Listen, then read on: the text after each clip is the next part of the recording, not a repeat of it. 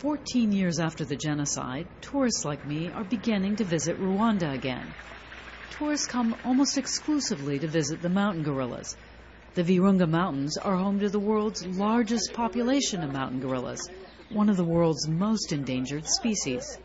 Knowing that the gorillas are endangered, we only have 700 left in the whole world. We can't afford to do much more. I met Edwin Sabuhoro in a village at the edge of Rwanda's Volcanoes National Park. Edwin came face to face with the human-wildlife conflict when he ran tourism at the park.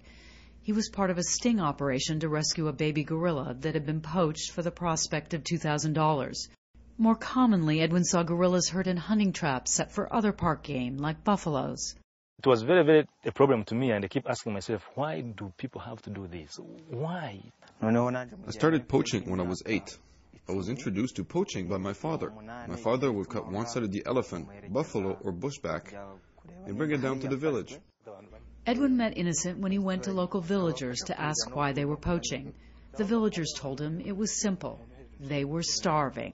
We didn't have food to eat, and so we would get the meat to eat and have surplus to sell to buy salt and soap. While gorilla tourism brings much-needed foreign currency into Rwanda, traditionally local communities have received little or no income from that tourism. They do, however, pay the costs of living near the park's wildlife. If you are living here, you have a field of potatoes. Buffaloes come and eat them. You have planted for 3 months. You are looking at that garden to get food, and the buffaloes come and eat them. And you have no food. You have no compensation for that field. What would you do? Edwin realized his work wasn't helping the people he cared about most. So he quit his job as tourism warden of Volcanoes National Park and used his savings to start working with the local community. He created this cultural village where tourists pay the community to experience Rwandan culture. So you have to make sure that the grain doesn't go in here. Yeah. The village experience showcases traditional medicine. Tourists can visit a king's hut and learn about local crafts. With the cultural village, the community benefits directly from tourism. So the baskets are made by these women, and the wood carvings are made by men around here. And the idea is to create alternative source of livelihood income, what extra activities they can do. The cultural village is not only a source of community income, but a place where the villagers can improve their skills. This is basically, we have a teacher teaching the community English, and the idea is to have these old community members who didn't have a chance to go to school to study English and communicate. Where are you from? From Volcanoes area. From Volcanoes area. To visit the gorillas. To visit the gorillas. We have also a teacher teaching them painting and arts and crafts. So that way we engage them in looking for a solution on activities to do other than poaching. Because you would get a young generation, the youth, going now to learn how to poach in the park. So they would be... So at this time they would be now learning how to poach and killing wildlife in the park. The cultural village has transformed the community.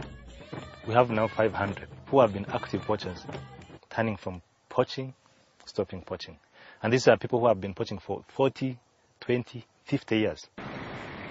The government has now joined the push towards socially responsible tourism. Rosette Rugamba heads the government agency in charge of both tourism and the national parks. When we got to know what actually causes somebody to go into the park, then we address those problems. That's why part of the revenue sharing money goes into building water tanks, because we know that people were going in the forest in order to collect water. The firewood. We have now planted acres of trees so that people can actually have unauthorized way of actually addressing their energy problem. But Edwin says much more needs to be done. They have to go beyond profit making and also benefiting the wider community. Are you training them that in 10, 5, 2, 3 years they can be your workforce? Or do you keep hiring people outside? If you are buying materials outside, can you teach the communities how to grow vegetables that you can, after a year, you can actually buy from them?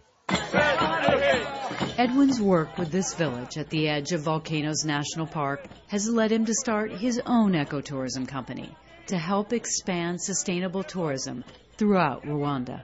I care about people, and I know that we can find a solution together, because I can't sit home, eat, drink, and have what to eat tomorrow when the communities here don't have what to eat.